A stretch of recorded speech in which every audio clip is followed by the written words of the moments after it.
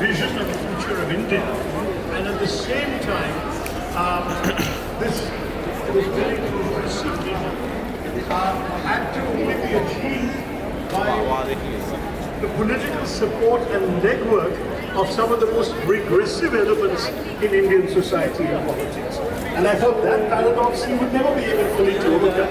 And I felt that in the first term, that had already been borne out. So the book was published, if I remember right, in very late 2018 or early 2019, just before the elections of 2019. And it was therefore seen very much in that context, and perhaps many people therefore may not have read it. I wish more people had read it. Even though much of the data can be added to, because I've not Seeing Shashtarur very exciting. But I think you will find that most of my insights and arguments have remained, I believe, accurate, even in the 5 years after. Absolutely, and it's a tragedy that more people did not read it before the election. I don't know if it would have made it this. Do readers determine election outcomes? Sadly, I'm not sure that's true in our country. So, there was Akash Patel's book, The Price of the Modi Years, which was published in 2021. I hope people read that as well.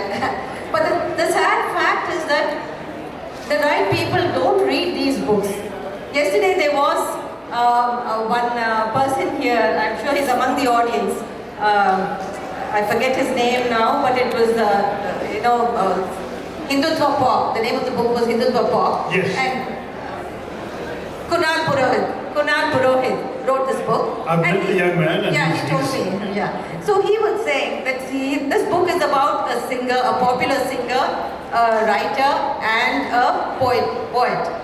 And how he managed to drive the Hindutva sentiment into the crowd, and it became and popularized it to such an extent. Why does it not happen with the liberals, with progressive thinking people? Why don't they find such audiences? I think some of them do, but you're right. I mean, the ecosystem is now stacked very much against people of those kinds of views. And you've seen, I mean, even stand-up comedians have been banned and driven out of income-earning opportunities.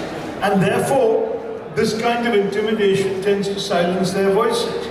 If you want to get your message across to the general public, I think the techniques the BJP has demonstrated work are available to everyone. I mean, yes, you can pay people to set up massive WhatsApp groups and then bombard them with information, not necessarily accurate or truthful, but which gives your point of view repeatedly to select audiences.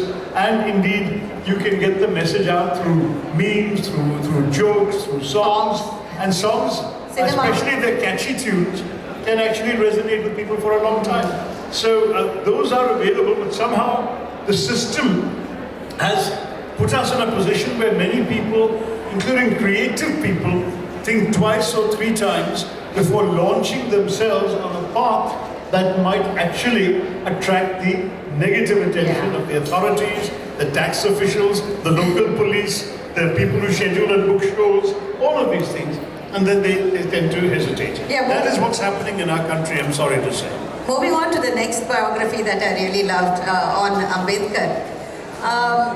It was so difficult. I mean, it would have been so difficult for you to write a book on somebody who's so highly venerated, but write it very truthfully, bringing out facts, not making it sound like a hagiography.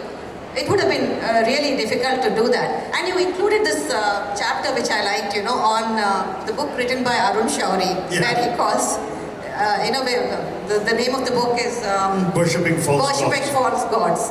So by bringing in that, you managed to somehow bring in the critical perspective also. And but I thought it was important because, again, Ambedkar himself did not want political leaders to be worshipped.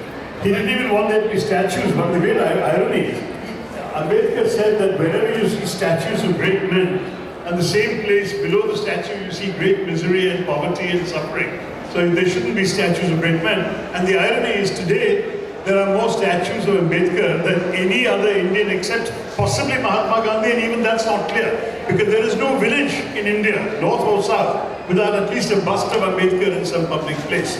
So he has been venerated, you're quite right. And the truth is that that veneration also has put him a little bit beyond the pale, in the sense that people believe that criticizing Ambedkar is somehow an act, or the Thais regard as a crime, insulting the king, lèse majesté. So this is a kind of act of lèse majesté in our own country. And I think Ambedkar would not have wanted that. He enjoyed give and take. He enjoyed argument. He enjoyed challenging people and being challenged in turn. And I think he would have liked people to stand up to. I'm not sure that he would have wanted to wade through the 770 pages of dear Arun Shuri's book. I mean, Arun is a brilliant man, but I think he does tend to go on a considerable length. His basic message could have been said in one paragraph, which is that he basically felt that Ambedkar had collaborated with the British rather than supporting the nationalist movement. But Ambedkar made it very clear. He said, I'm for freedom, but freedom for whom? I don't want freedom for my people to be oppressed by a new elite.